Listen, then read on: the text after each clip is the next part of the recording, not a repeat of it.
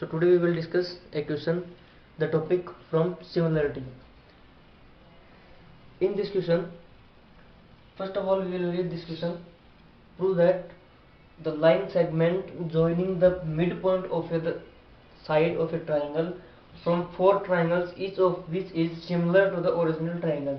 मैं डायग्राम के थ्रू समझाता हूँ कि इस क्वेश्चन मेथड बोलना क्या चाहता है, और हिंदी मीडियम के लिए भी डायग्राम ज़्यादा बेटर रहेगा। ये बोल रहा है कि जैसे एक ट्राइंगल है, यदि इस ट्राइंगल के मिड पॉइंट्स को, ये इस ट्राइंगल के तीनों मिड पॉइंट्स हैं, तीनों साइड्स के मिड पॉइंट्स हैं, और यदि इनको ज्वाइन कर दिया जाए, जैसे मान लिया कोई ट्राइंगल बन गया डी ई और एफ, ठीक है। जब ये मिड पॉइंट को ज्वाइन करने पे जो ट्राइंगल बना है, ये ट्राइंगल, ये जो तीन ट्राइंगल बने हैं, this this this and this, ये तीनों ट्राइंगल ये बड़े वाले ट्राइंगल के सिमिलर होने चाहिए। इस पूरे क्वेश्चन का मतलब ये है, ठीक है। जैसे छोटे वाला है, ये भी बड़े वाले के सिमिलर होना चाहिए, ये वाला है, ये भी बड़े वाले के सिमिलर होना चाहिए। लेकिन इस क्वेश्चन से पहले आपको एक दो थ्योरम्स आनी चाहिए, वो जैसे थेल्स थ्योरम है, मिड पॉइंट थ्योरम है, ये चीज़ आपको जरूरी है यहाँ पे, क्योंकि ये इनके बेसिस, इनके बिना क्वेश्चन होगा ही नहीं। तो स्टार्ट करते हैं इस क्वेश्चन को। सबसे पहले देखो गिवन, क्योंकि यहाँ पे प्रूव करना है थ्योरम के तरीके से, तो गिवन टू प्रूव कंस्ट्रक्शन वगैरह सब कुछ लिखना पड़ेगा। तो सबसे पहले गिवन क्या है, in triangle ABC, in triangle ABC DEF are mid points of sides AB,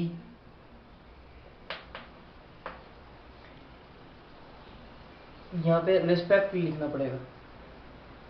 D किसका है मिड पॉइंट है, BC का, E किसका है AC का, F किसका है AB का। तो ध्यान रखने वाली बातें ये गिवन है। टू प्रूव क्या है, triangle DEF is similar to triangle ABC is similar to triangle DFD is similar to triangle DEC। इसका मतलब छोटे वाले हैं तीनों, ये सभी ABC के होने चाहिए। इसका मतलब सारे ही चारों ट्राइंगल्स हैं, ये सारा आपस में सिमिलर होने चाहिए, ठीक है। ये गिवन टू प्रूव। अब प्रूफ क्या है, प्रूफ कैसे करेंगे, ये समझने वाली बातें हैं। सबसे पहले मिड पॉइंट थ्योरम के बारे में थोड़ा समझा देता हूँ कि मिड पॉइंट थ्योरम है क्या, ब्रीफली बता देता हूँ, क्योंकि उसके बगैर तो कुछ समझाने का फायदा है नहीं। ABC कोई ट्राइंगल है, और यदि उसके D और E उसके मिड पॉइंट है, ठीक है। यदि ये इसके मिड पॉइंट है, ठीक है, D इस साइड का मिड पॉइंट है, E इस साइड का मिड पॉइंट है, then we can call DE parallel to BC, ठीक है। ये है मिड पॉइंट थ्योरम। यदि D इसका मिड पॉइंट है, E इसका मिड पॉइंट है, तो DE और BC वो पैरेलल होंगे ही होंगे।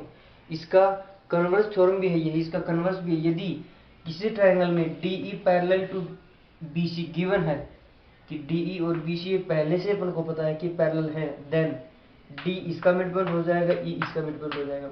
इसका मतलब इसी थ्योरम को ऑपोजिट तरीके से भी कर सकते हैं, ठीक है, इसको कन्वर्स बोलते हैं। तो आगे बढ़ते हैं, आप समझ में आ ही गया होगा, ठीक है। तब बात करते हैं इन ट्राइंगल ABC, ठीक है, in triangle ABC, in triangle ABC, F and E are the midpoints of AB and AC. F and E are midpoints of side AB and AC। तो मिड पॉइंट है, जैसे कि मैंने अभी theorem बताई थी कि ये इसका मिड पॉइंट है, देन FE जो है वो BC के पैरेलल होना चाहिए, then FE parallel to BC, FE ये पूरे BC के पैरेलल होना चाहिए इस थ्योरम के अकॉर्डिंग, ठीक है। जब FE BC के पैरेलल है, तो एफ सी बी डी के पैरेलल हो सकती है और डी ई के पैरेलल भी हो सकती है। सो इसको ऐसे लिख सकते हैं F E is parallel to B D, इसको कुछ भी बोल दो, ठीक है, कोई दिक्कत नहीं है, क्वेश्चन के हिसाब से अपने आप एडजस्ट हो जाएगा। एफ ई बी डी के पैरेलल भी है, एफ ई डी सी के पैरेलल भी है, एफ ई डी सी के पैरेलल लिख लो, ठीक है। अब आगे बढ़ते हैं दोस्तों, समझने वाली बातें। पैरेलल, जब दो पैरेलल लाइंस को, एक और बातें समझो यहाँ पे कि जब दो पैरेलल लाइंस को कोई लाइन इंटरसेक्ट करती है तो वहां पे अल्टरनेट एंगल्स भी होते हैं, कोरस्पॉन्डिंग एंगल्स भी होते हैं और वर्टिकल ऑपोजिट भी होते हैं। तो ये जो एंगल होंगे, ये कौन से एंगल होंगे? ये कोरस्पॉन्डिंग एंगल्स, संगत कोण जिसको बोलते हैं हिंदी में। ये कौन सा एंगल है? Corresponding angles. तो सेम थिंग यहाँ पे भी हो रही है। कैसे? कौन सी, क्या चीज? ये दोनों पैरेलल लाइंस हैं, पैरेलल लाइंस हैं क्योंकि ये वर्क है, ठीक है। जब इनको ये पैरेलल, ये लाइन इंटरसेक्ट कर रही है, ये दोनों पैरेलल हैं, इनको आगे थोड़ा सा बढ़ाएं तो एग्जांपल, ठीक है, थोड़ा आगे बढ़ा दिया मैंने इनको, और ये इंटरसेक्टिंग लाइन ये भी थोड़ा आगे बढ़ गई। तो अब देखो ये एंगल और ये एंगल,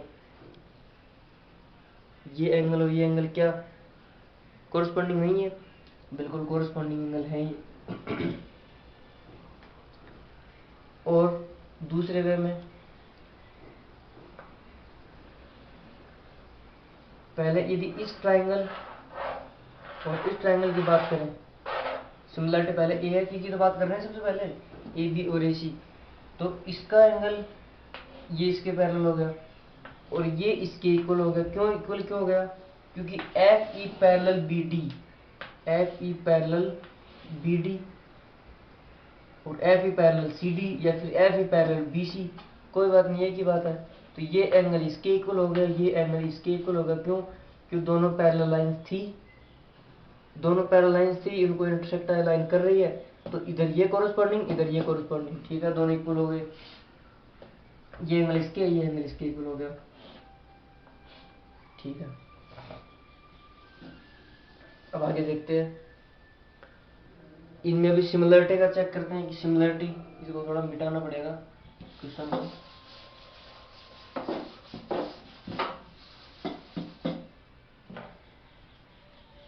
तो in triangle A B C and triangle A F E, A B C और ए एफ ई में चेक कर रहे हैं।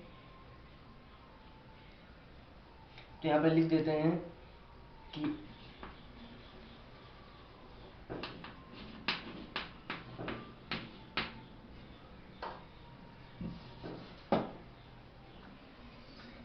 ए F E is equal to A B C, angle A F E is equal to angle A B C and angle A E F is equal to angle A C B. ये angle इसके, ये angle इसके equal है। तो जब आपको पता होगा सिमिलरिटी के रूल में, जब दो एंगल इक्वल हो जाएं तो तीसरे एंगल को इक्वल करने की जरूरत नहीं है, वो ए एंगल से भी सिमिलर हो सकता है। तो by A rule triangle A B C is similar to triangle A F E, ठीक है। ए बी सी और ए एफ, ये तो सिमिलर हो गया। अब इसी तरीके से अब वापस समझना, जिस तरीके से इसको क्या सेम थिंग उसमें, जैसे इस ट्राइंगल को करना है, इस वाले ट्राइंगल को इस वाले के साथ करना है। तो जो प्रोसेस पीछे गया वही प्रोसेस। कौन सा प्रोसेस? कि F and D are the mid point of A B and B C, then D F parallel to A C, यहाँ पे भी D E parallel to A B, है ना। इस वाले ट्राइंगल के लिए ये लाइन इसके पैरेलल हो जाएगी, ये लाइन इसके पैरेलल हो जाएगी, सेम मिड पॉइंट थ्योरम से। तो इतना वापस इतना बड़ा प्रोसेस नहीं करेंगे, तो अपन यहाँ ये लिख देंगे,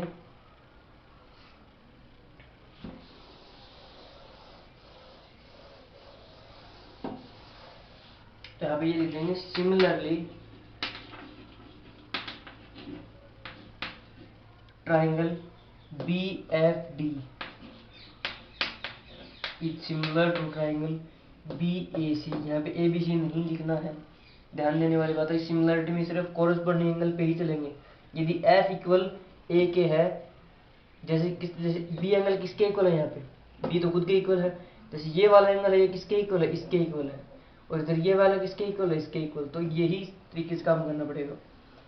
BFD लिखा तो BACE लिखना पड़ेगा, BAC लिख दिया। एंड ये हो गया। अब CED parallel to CAB, angle CAB। ठीक है, देखो है तो सभी में ABC।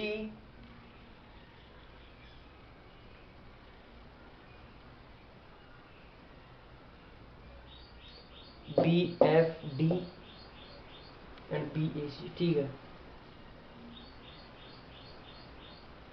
आगे चलते हैं।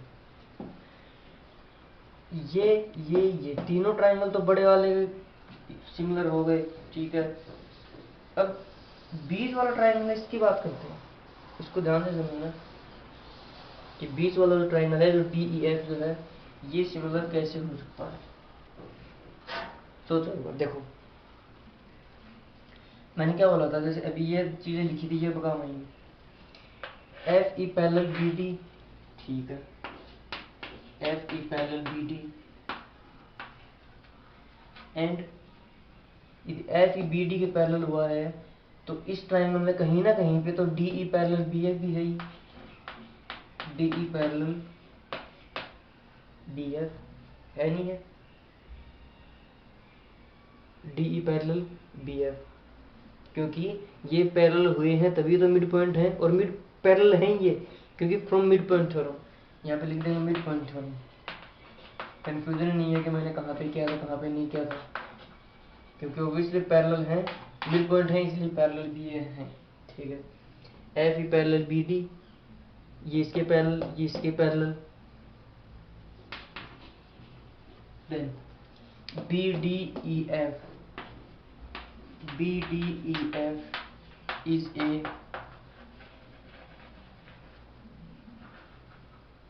Parallelogram.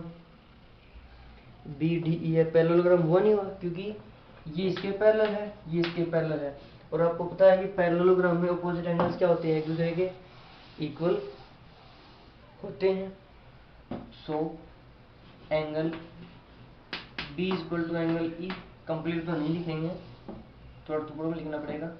Angle DBF equal to angle DEF, ठीक है। ये एंगल हो गया किसके इक्वल, इसके इक्वल हो गया। अब वापस वही बात है, अगेन FE पैरेलल DC, क्योंकि FE पैरेलल BD हुआ तो FE पैरेलल DC में भी कोई प्रॉब्लम नहीं है। And DF parallel EC, DF parallel EC, क्योंकि ये भी मिड पॉइंट थ्योरम से हो गया, तो मिड पॉइंट थ्योरम। अभी वापस बार बार मिड पॉइंट थ्योरम कंप्लीट जब चैप्टर पढ़ेंगे तभी और अच्छे से क्लियर हो जाएगा। सो DCEF इज ए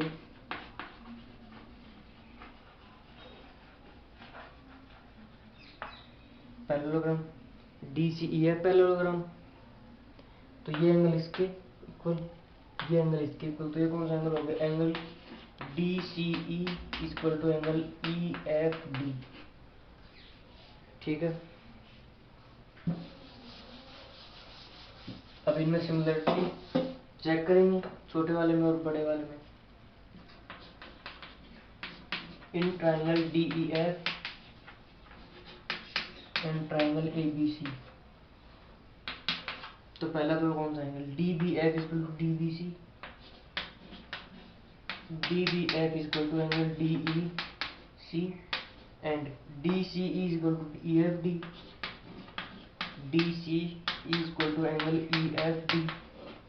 तो दो एंगल इक्वल हो गए ना, कौन कौन से, एक बार फिर देखो, DBF इक्वल टू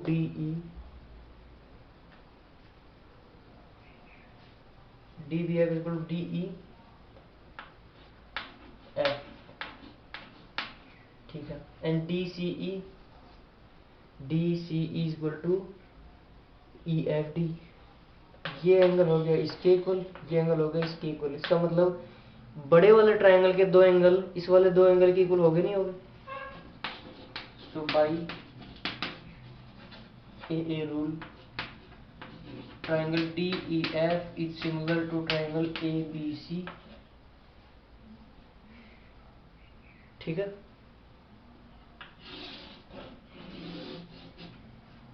ये प्रूव हो चुका, बाकी प्रूव पहले कर चुके थे। सो hence proof।